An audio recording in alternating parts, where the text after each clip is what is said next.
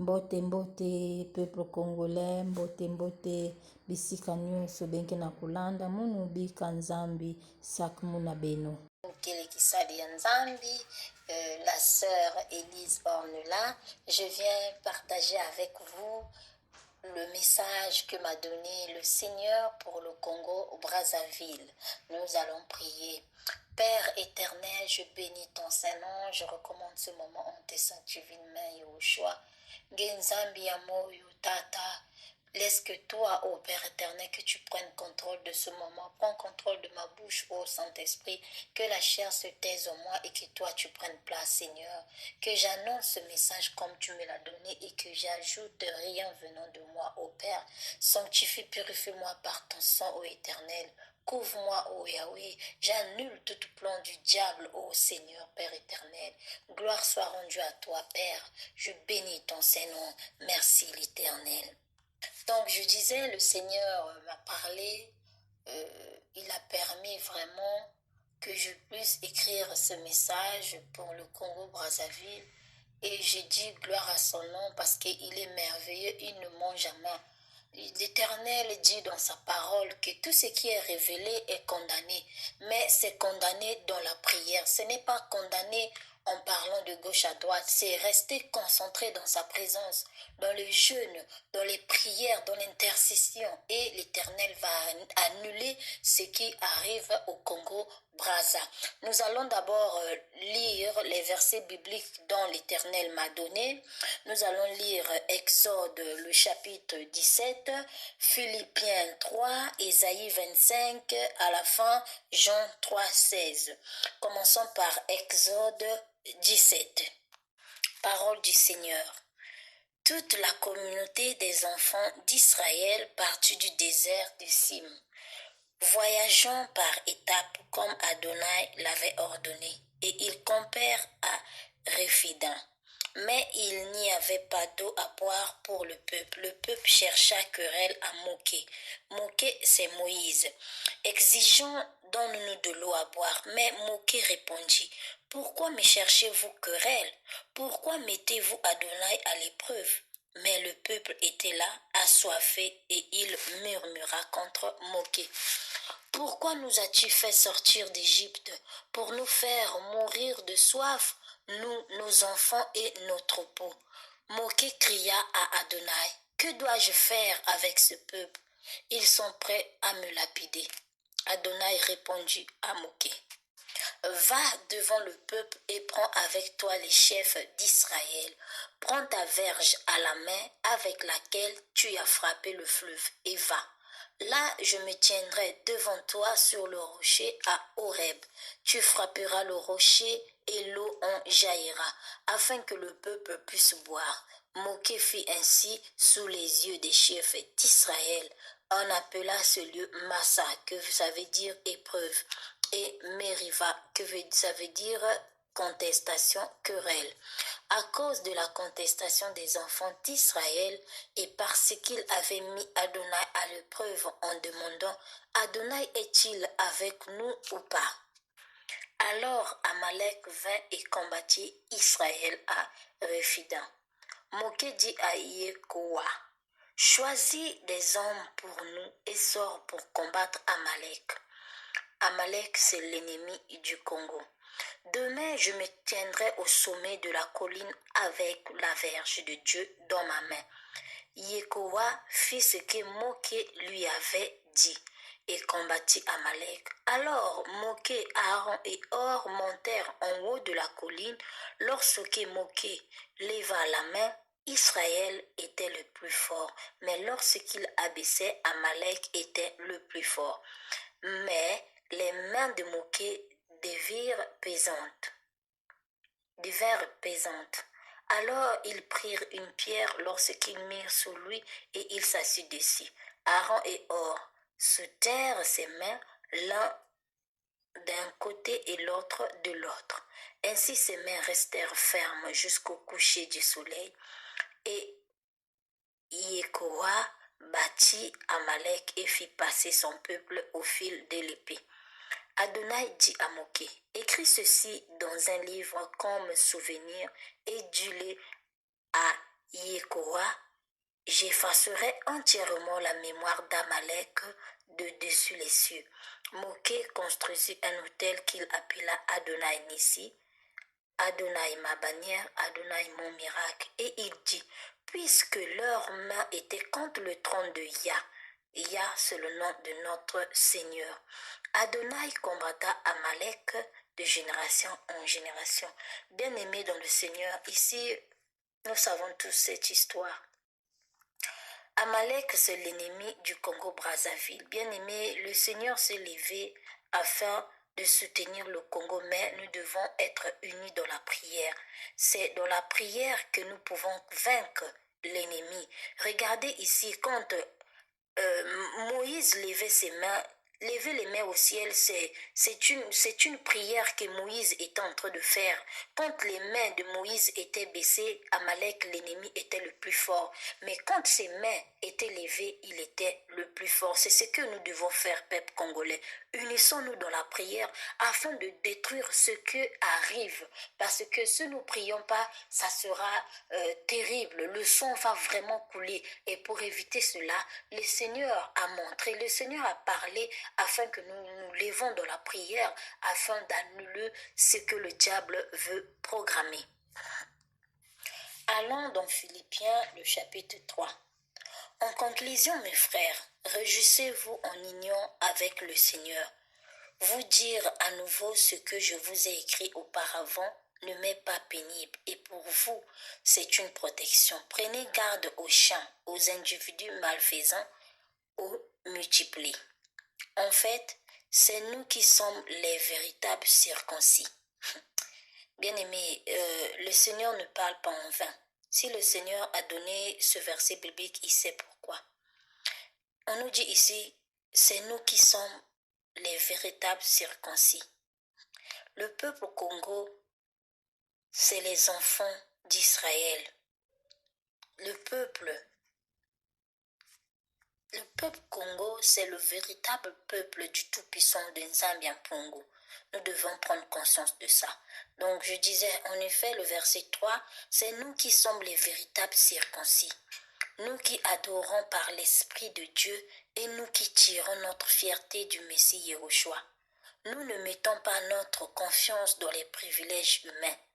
Bien que j'aurais certainement toutes les raisons d'avoir confiance dans ces privilèges, si quelqu'un d'autre, homme, s'imagine avoir de bonnes raisons de mettre sa confiance dans les privilèges humains, j'en ai bien davantage. Brit Milad, le 8e jour. Israélites de naissance. Bien-aimés, nous sommes les vrais Israélites dont parle la Bible. De la tribu de Benjamin, locuteur hébreu de parents qui parlaient l'hébreu. Le Congo, le monde Pituba dont nous parlons, vient de l'hébreu. Quant aux zèles, un persécuteur de la communauté médiatique, quant à la justice exigée par le légalisme irréprochable, mais les choses qui m'étaient avantageuses, j'en suis venu à les considérer maintenant comme un désavantage à cause du Messie. Non seulement ces choses, mais je considère désormais tout comme un désavantage en comparaison de la valeur suprême qu'est la connaissance du Messie Yahushua mon Seigneur. Car c'est pour lui que j'ai renoncé à tout et que je considère tout comme des déchets, afin de gagner le Messie et d'être trouvé uni à lui, non selon ma propre justice grâce à des pratiques légalistes, mais selon la justice qui vient de la fidélité du Messie. La justice qui vient de Dieu par la confiance en lui. Oui, j'ai tout abandonné pour le connaître, pour connaître la puissance de sa résurrection et la communion à ses souffrances. Devenons conformes à sa mort, afin de parvenir en quelque manière que ce soit à être ressuscité d'entre les morts. Ce n'est pas que je l'ai déjà obtenu, ni même que je sois parvenu à atteindre le but, non, mais je continue à poursuivre ce but dans l'espoir de saisir pour ce quoi le Messie Yahushua m'a saisi. Frères, Pour ma part, je ne pense pas moi-même l'avoir saisi, mais je fais une chose. Oublions ce qui est derrière moi et tendons avec effort vers ce qui est devant moi. Je continue à poursuivre le but afin de gagner le prix de l'appel d'en haut que Dieu offre par le Messie Yahushua. C'est pourquoi nous qui sommes matures, préoccupons-nous de cela, et si vous avez en quelque point une autre opinion de ces choses, cela aussi Dieu vous le révélera. Quoi qu'il en soit, que notre conduite soit à la hauteur du niveau que nous avons déjà atteint. Frères, soyez mes imitateurs et fixez vos regards sur ceux qui vivent selon le modèle que nous avons établi pour vous. Car il en est plusieurs, je vous les ai souvent dit, et maintenant je le dis même avec des larmes, qui vivent en ennemis du poteau d'exécution du Messie. Ils sont destinés à la destruction. Leur Dieu, c'est leur ventre, et ils sont fiers de ce qui devrait leur faire honte, car ils ne pensent qu'aux choses de ce monde.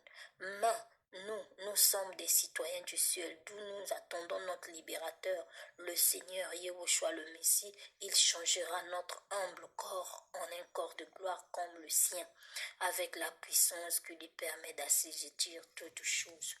Bien-aimés dans le Seigneur, ici le Seigneur dit aux Congolais de fixer leur regard en lui. L'ennemi qui est destiné à détruire le Congo, le Seigneur le détruira. Leur Dieu, c'est leur ventre. Leur Dieu, c'est un Dieu qui aime les sacrifices. C'est un Dieu qui n'aime pas la paix. Mais notre Dieu qui est au-dessus des cieux, lui, il aime la paix. Il est le libérateur du Congo. Il va changer le Congo et il relèvera le Congo. Nous allons lire Ésaïe 25. Adonai, tu es mon Dieu. Je t'élève, je loue ton nom, car tu as accompli des merveilles. Tu as fidèlement et véritablement réalisé des plans anciens. Car tu as fait d'une ville un morceau de pierre. Tu as changé une ville fortifiée en décombre. Tu as fait de la forteresse des étrangers une ville qui ne changera, qui ne sera jamais rebâtie. C'est pourquoi des peuples puissants te glorifient.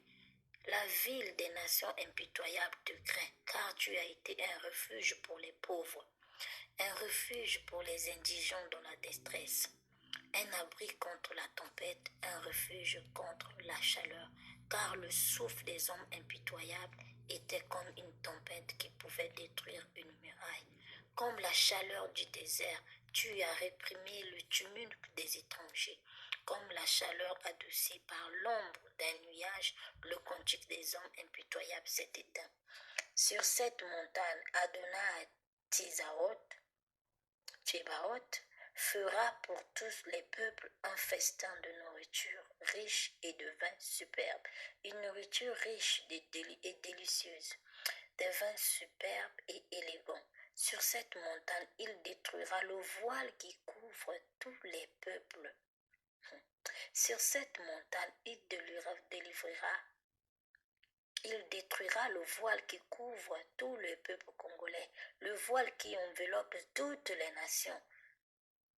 Le Seigneur va délivrer son peuple. Ils vont lever ce voile que le diable a mis sur la population congolaise afin qu'ils ne voient pas ce qui se passe. Mais l'Éternel va délivrer son peuple parce qu'il est temps de la délivrance du Congo.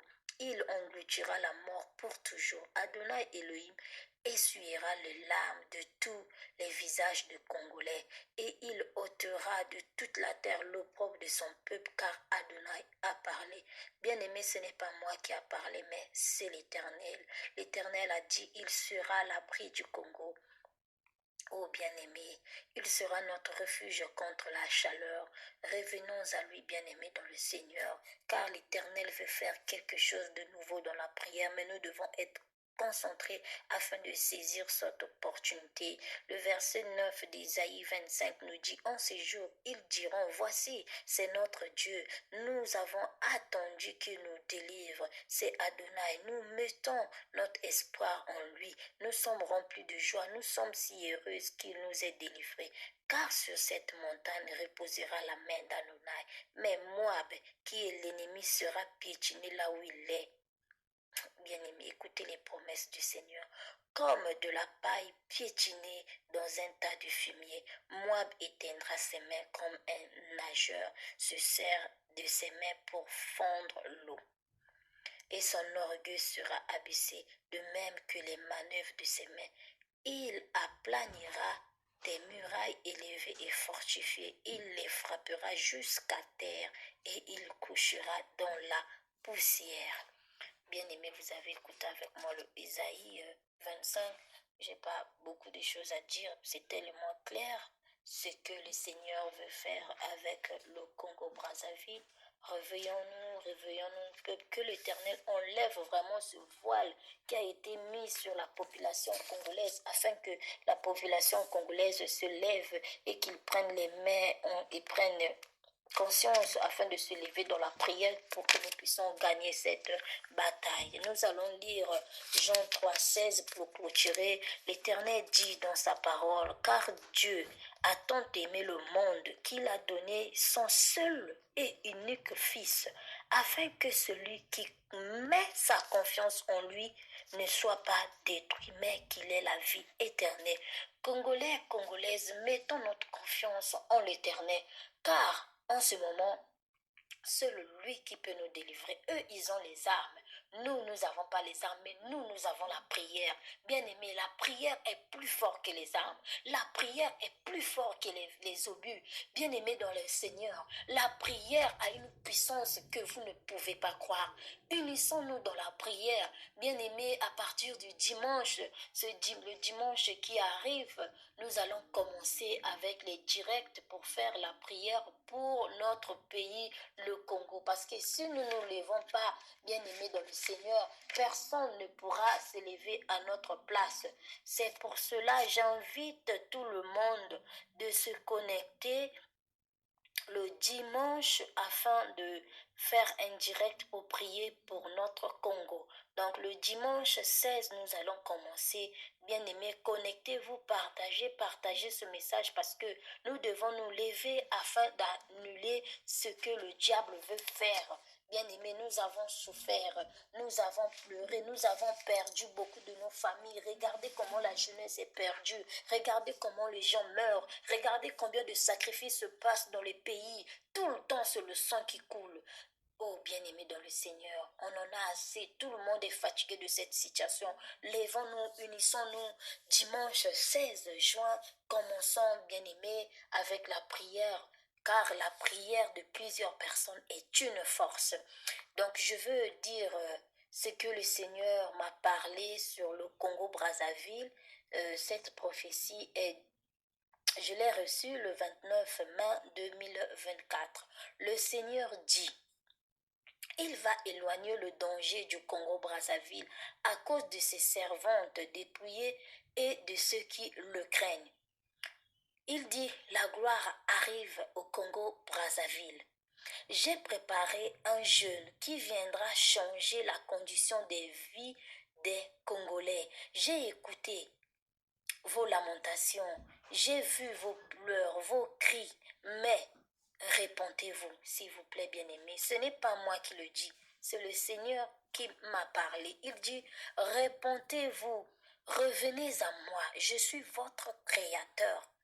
Revenez à moi, mes enfants. Je veux faire éclater ma gloire au Congo. Je m'appelle Congo et je veux faire éclater ma gloire au Congo-Brazzaville. Le Seigneur nous dit, soyez unis, soyez unis.